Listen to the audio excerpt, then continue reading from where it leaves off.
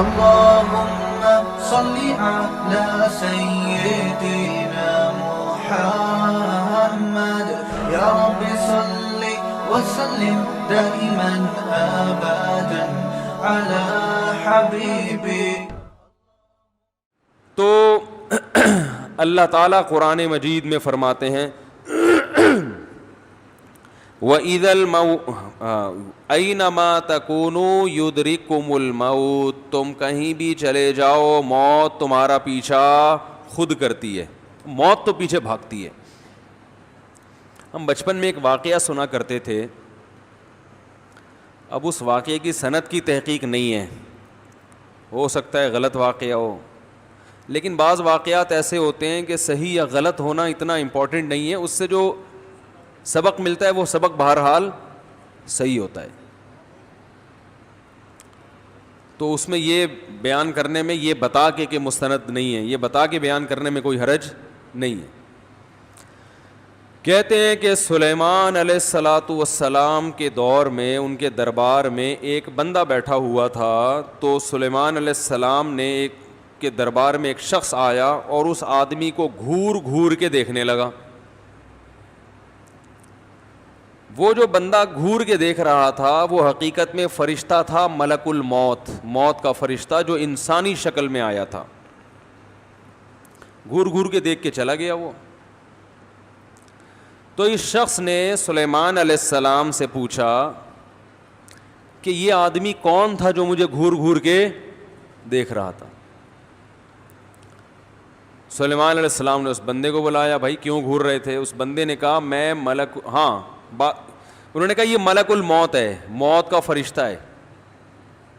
وہ آدمی ڈر گیا کہ موت کا فرشتہ مجھے گھور گھور کے دیکھ رہا ہے، اس کا مطلب ٹائم پورا ہو گیا. تو اس آدمی نے کہا یہ موت کا فرشتہ ہے، آپ ایسا کریں، یہ تو یہاں میرا ایڈریس دیکھ کے چلا گیا ہے، آپ مجھے ہندوستان پہنچا دیں. ہوائیں حضرت سلیمان علیہ السلام کے تابع تھیں نا، وہ تو ہوا میں تخت اڑایا، چل بھائی، جیسے آج کل جہاز چل رہے ہیں نا ایسے سلیمان علیہ السلام کے تخت ہواؤں میں تیرتے تھے. تو سلیمان علیہ السلام نے کہا اچھا بھائی پہنچا دیتے ہیں. ان کو پتا تھا کہ جو موت کا وقت ہے وہ ٹل نہیں سکتا. ہوا کو حکم دیا، بھائی اٹھا کے لے گئی. پی آئی اے میں بٹھاتے تو پہلے ہی صحیح ہے. تو شکر ہے سلیمان علیہ السلام کے دور میں پی آئی اے نہیں تھا، اگر بٹھا دیتے تو وہ وہاں پہنچنے سے پہلے ہی اس کا کام ہونے کا خطرہ تھا. زیادہ نہیں بولوں گا، ہم نے بھی سفر کرنا ہوتا ہے پی آئی اے میں، ایسا نہ ہو کسی دن پی آئی اے والے کھڑکی سے اٹھا کے باہر پھینک دیں مجھے، کہہ لے تو پہلے جانا، تو بلا وجہ ہمارے خلاف بولتا رہتا ہے. سفر تو ہم نے بھی اسی میں کرنا ہے، کیا کریں بھائی. نہیں پورا جہاز نہیں کر سکتے. اچھا کہہ رہے ہیں میرے چکر میں پورے جہاز ہی کو نہ اڑا دے کے. تو سلیمان علیہ السلام نے اس کو اٹھا کے کہاں پہنچا دیا؟ ہندوستان. اطلاعی کہ ہندوستان میں اس کا انا للہ ہو گیا، انتقال ہو گیا ہے. تو سلیمان علیہ السلام نے موت کے فرشتے سے پوچھا کہ بھائی تو اس کو اتنا گھور کے کیوں دیکھ رہا تھا؟ یہ تو ڈر گیا بیچارہ. انہوں نے کہا میں اس کو گھور کے اس لیے دیکھ رہا تھا کہ اللہ نے مجھے یہ کہا تھا کہ کل اتنے بج کے اتنے منٹ پہ ہندوستان میں فلاں جگہ پہ ایک بندہ ہوگا اس نام کا، اس کی روح قبض کرنی ہے. میں حیران تھا کہ میں نے کل وہاں اس کو موت دینی ہے اور یہ آج یہاں بیٹھا ہوا کیا کر رہا ہے. یہ تو تیز رفتار گھوڑے پہ بھی جائے گا تو کل تک ہندوستان نہیں پہنچ سکتا جتنی بھی اسپیڈ میں جائے. تو میں حیران اس پر ہو رہا تھا کہ اللہ نے حکم تو دے دیا لیکن سمجھ میں آنے والا حکم نہیں ہے، یہ کیسے پہنچے گا. تو جب میں کل وہاں گیا اگلے دن وہاں تو وہ اسی مقام پہ موجود تھا. اس کو کہتے ہیں اینما تکونو، تم جہاں بھی چلے جاؤ موت تمہارے پیچھے بھاگے گی. لبرز الذین، وہ کیا ہے قرآن مجید میں کہ جب میدان جنگ میں لڑائی ہوئی ہے نا تو غزوہ احد میں منافقین یہ کہتے تھے کہ یہ جو لڑائی ہو رہی ہے یہ تو خودکشی ہے، کیونکہ دشمن بہت طاقتور تھا اور ادھر مسلمان تعداد میں بہت تھوڑے تھے اور لڑائی بڑی ٹف تھی. اور ابو سفیان اور خالد ابن ولید جو اس وقت تک مسلمان نہیں ہوئے تھے، انہوں نے ارادہ کیا تھا کہ مدینہ کی اینٹ سے اینٹ بجا دیں گے، بہت بڑے لشکر کے ساتھ، اور ارادہ تھا بدر کا بدلہ بھی لینا ہے. اب یہاں مسلمانوں کے پاس لڑائی کے علاوہ کسی چیز کا آپشن نہیں تھا. یہ بات خوب سمجھ لیں کہ اسلام ہمیں اسباب اختیار کرنے کا حکم دیتا ہے، گراؤنڈ ریئلٹی کو دیکھ کر فیصلہ کرنے کا حکم دیتا ہے. اگر آپ بہت کمزور ہیں، دشمن بہت زیادہ طاقتور ہے، تو اسلام آپ کو لڑنے کی اجازت نہیں دیتا. کیونکہ لوگ نا حدیثوں کا غلط مطلب لیتے ہیں، اس لیے مجھے درمیان میں یہ حاشیے چڑھانے پڑتے ہیں. اجازت نہیں دیتا. لہذا یہاں توکل کرنا کہ ہم لڑیں گے، بس کوئی بات نہیں، شہادت پائیں گے اور مریں گے اور کوئی بات نہیں، اللہ ہے بس مدد کرے گا، وہ سب کچھ صحیح ہو جائے. نا نا نا نا، اللہ نے کہا پہلے اپنی اوقات دیکھو. کم سے کم قرآن کے الفاظ ہیں، ان یکم منکم مئۃ یغلبوا مئتین، کم سے کم طاقت کا توازن آدھا ہونا چاہیے. یعنی دشمن اگر 50,000 ہے تو آپ 25,000 سے کم نہیں ہو. دشمن کے پاس 1000 کلاشن کوفے ہیں تو آپ کے پاس کم از کم 500 ہونی چاہیے. ان کے پاس 1000 ٹینکیں تو آپ کے پاس کم از کم 500. اس سے کم ہے تو قرآن آپ کو لڑنے کی اجازت نہیں دے رہا. اس لیے کہ اللہ نے دنیا کو اسباب کے ساتھ چلایا ہے. ہاں آدھی اس لیے کہ آدھا اسلحہ ہوگا اور آدھا تمہارا تقوی اور ایمان. اگر برابر ہو پھر ایمان کا کیا فائدہ بھائی؟ تم مسلمان ہو، تمہارے ساتھ اللہ کی مدد ہے، ان کے ساتھ اللہ کی مدد نہیں ہے. تو اللہ نے کہا کچھ اسباب اختیار کرو، کچھ ہماری طرف سے مدد. نہ پوری ہماری مدد پہ اعتماد کر کے بیٹھنا ہے اور نہ مکمل اسلحے پہ توکل کر کے بیٹھنا ہے. دونوں چیزیں ساتھ ساتھ لے کے چلنا ہے. اسی کو بیلنس کہتے ہیں. جو آج کل مارکیٹ میں بولتے کیوں نہیں بھائی شارٹ چل رہا، ایک عجیب افراتفری کا شکار ہیں لوگ. کرونا میں احتیاط نہیں کریں گے تو بالکل ہی نہیں کریں گے، کریں گے تو وہم سے ہی مر جائیں گے. اتنے ہو جائیں گے کہ پاگل ہو گئے ویسے ہی مر گئے ٹینشن سے ہی. تو پھر آ گیا کرونا، پتہ نہیں یہ کیا مسئلہ ہو گیا. میں سوچا تب اس پہ بات نہیں کروں گا بالکل. تو کرونا پہ مفتی صاحب بات نہیں کرونا، لوگ مجھے کہہ رہے ہیں ٹھیک ہے بات نہیں کرو تو نہیں کروں گا. تو خیر رسول اللہ صلی اللہ علیہ وسلم نے اس لیے لڑائی لڑی ہے کہ بعض دفعہ آپ بہت کمزور ہوتے ہو مگر لڑائی کے علاوہ آپ کے پاس کوئی آپشن ہوتا نہیں ہے، کیونکہ نہ لڑنے سے اور زیادہ نقصان ہے. پھر تو بالکل ترنے والا. دیکھو جیسے بلی جو ہے نا، بلی کمزور ہے، آپ پہ حملہ نہیں کرتی، لیکن بلی کو آپ اتنا مجبور کر دیں کہ اب اس کے پاس حملہ کرنے کے علاوہ اپنی جان بچانے کے لیے کوئی راستہ ہے ہی نہیں، تو وہ فدائی حملے پہ بھی آ جائے گی، بولے گی مرنا تو ہے ہی. تو یہ انسان کی ایک فطرت ہے اور بالکل صحیح ہے کہ بھائی جب آپشن ہی نہیں ہے تو پھر تو لڑائی کے علاوہ. کیونکہ اگر نبی صلی اللہ علیہ وسلم غزوہ احد میں ان تھوڑے سے حضرات کو اتنی بڑی طاقت کے مقابلے میں لے جا کے کھڑا نہ کرتے تو انہوں نے مدینہ کی اینٹ سے اینٹ بجا دینی تھی، تو اور زیادہ نقصان ہونا تھا. ایسے موقع پہ جب کام کرنا لازمی ہو، فرض ہو، پھر اسلام کیا کہتا ہے؟ اب اسباب کو مت دیکھو، اب نظر کس پہ رکھو؟ اللہ پہ، کیونکہ یہ آزمائش اللہ کی طرف سے ہے. سمجھ میں آ رہی ہے بات؟ یہ بہت اہم اصول ہے کہ جب کرنا ہی کرنا ہے تو پھر بھائی اللہ بہت بڑا ہے، بچائے گا وہ. پھر اللہ مدد بھی کرتا ہے. جیسے بدر میں لڑائی ہو گئی تو اب اللہ نے بچایا. اس میں بہت سارے اصول نکلتے ہیں زندگی گزارنے کے.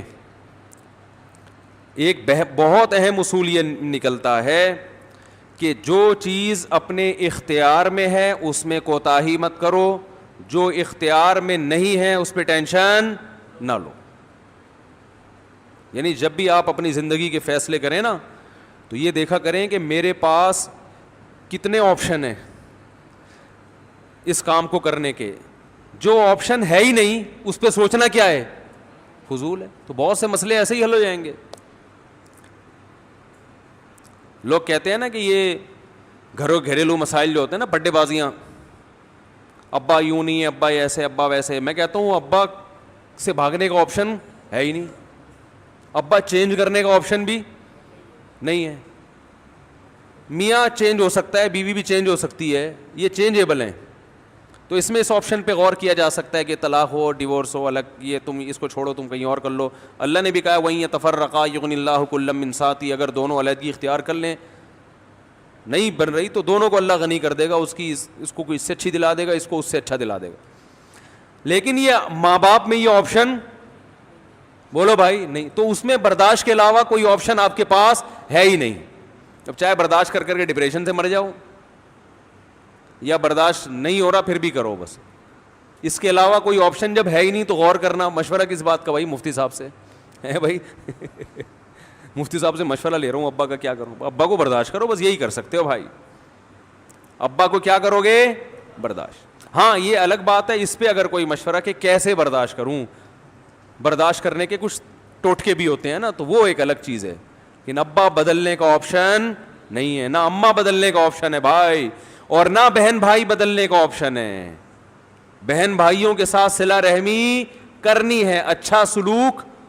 یار بولنے پہ فائدہ ہوتا ہے, سبق یاد ہوتا ہے.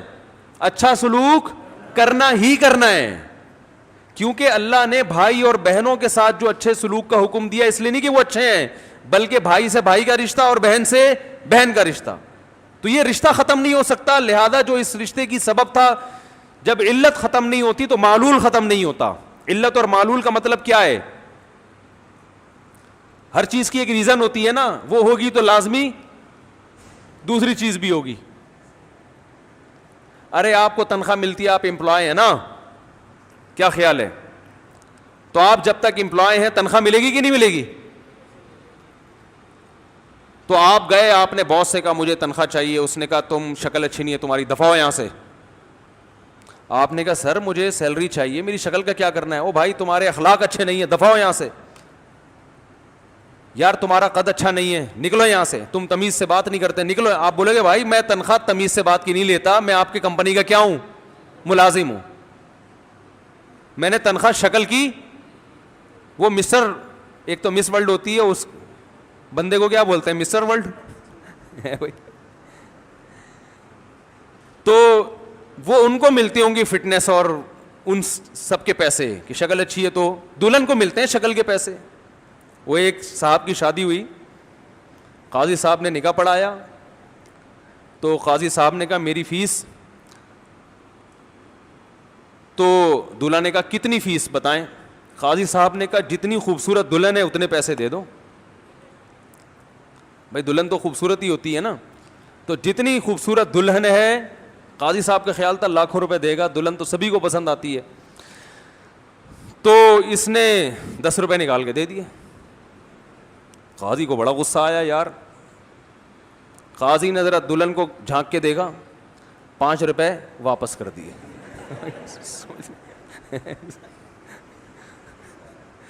تو دلہن کو بھی منہ دکھائی کے پیسے ملتے ہیں, امپلائی کو, ملازم کو جو تنخواہ ملتی ہے وہ شکل کی نہیں ملتی. اس کی علت کیا ہے, ملازم ہے. تو ہر چیز پہ علت پر حکم کا مدار ہوتا ہے. تو بھائی اور بہنوں سے جو اچھا سلوک کا شریعت نے حکم دیا, اس کی وجہ کیا ہے, اچھے اخلاق نہیں ہے, اس کی وجہ کیا ہے, یہ کیا ہے, خونی بلڈ ریلیشن. ایک ہی چھاتی سے دودھ پیا ہے, ایک ہی ماں نے, ایک ہی پیٹ نے جنم دیا ہے, یہ جو رشتہ ہے اس بیس پہ, اور اتنا مضبوط. وَأُولُو الْأَرْحَامِ بَعْضُهُمْ أَوْلَى بِبَعْضٍ فِي كِتَابِ اللَّهِ. اللہ فرماتے ہیں اللہ کے ہاں جو ریلیشن کی وجہ سے جو حسن سلوک کا حکم ہے, اس میں سب سے اہم ترین ریلیشن, اس قرآن کا میں سادہ ترجمہ کر رہا ہوں, سب سے اہم ریلیشن کیا ہے, رشتہ داری, بلڈ ریلیشن. یہ رشتے تمام رشتوں پہ کیا ہیں, مقدم ہیں. حتیٰ کہ باس کے ساتھ آپ کا ایک ریلیشن ہے, اللہ کہتے ہیں بھائی بہنوں کا ریلیشن اس باس والے ریلیشن سے کیا ہے؟ مقدم. بلکہ چچا زاد پھوپھی زاد کا رشتہ بھی ان سے کیا ہے؟ مقدم ہے, کیونکہ وہ بلڈ ریلیشن ہے نا, خونی رشتہ ہے. تو کیا بات چل رہی تھی, یہ یہاں کہاں سے آ گیا؟ ہاں تو میں یس کر رہا تھا, یہ نہیں یہ ریلیشن پہ کدھر سے آ گئے. تو خیر اللہ نے قرآن میں کیا فرمایا کہ جہاں, ہاں وہ سلیمان علیہ السلام نے اس کو ہندوستان بھیجا, وہ فرشتہ کہاں پہنچ گیا؟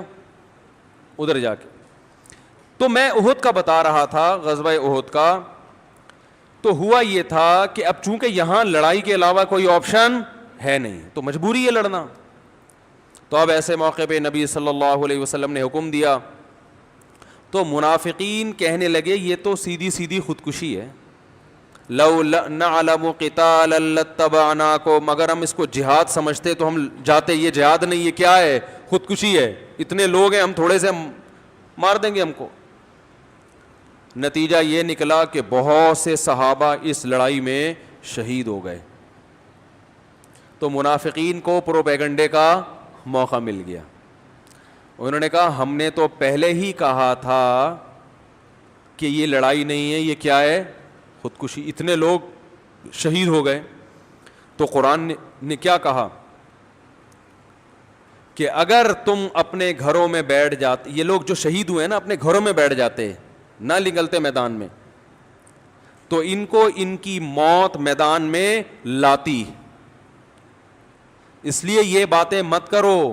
لو اطاعونا ما قتلوا, قرآن کے الفاظ ہیں. منافقین کہنے لگے یہ ہماری بات مان لیتے تو قتل نہ ہوتے. اللہ نے فرمایا نا نا نا نا نا نا, یہ تمہاری بھول ہے.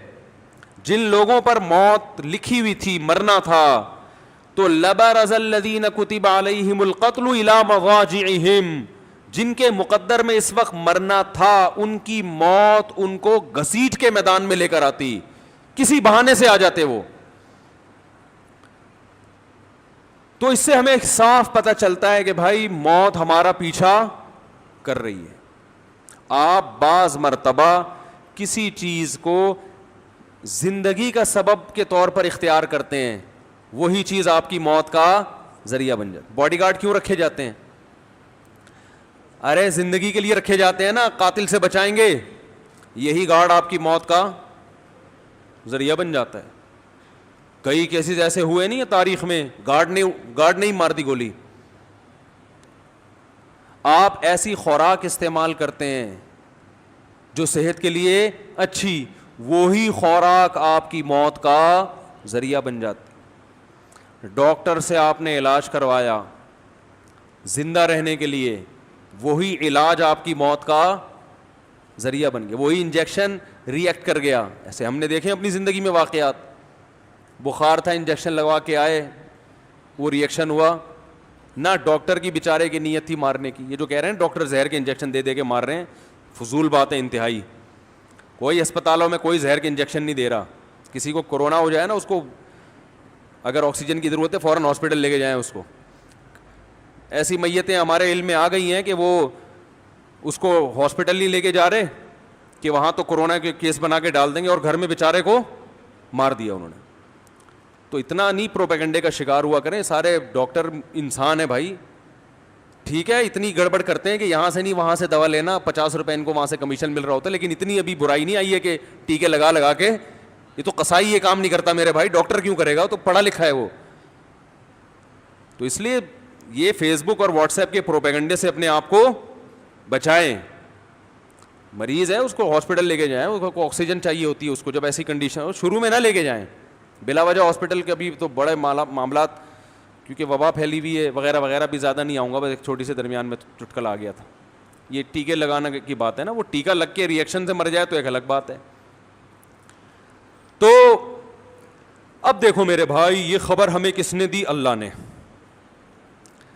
تو یہ خبر اللہ اس لیے دے رہا ہے کہ اس خبر کے اندر ایک آرڈر, بولو بھائی, چھپا ہوا ہے.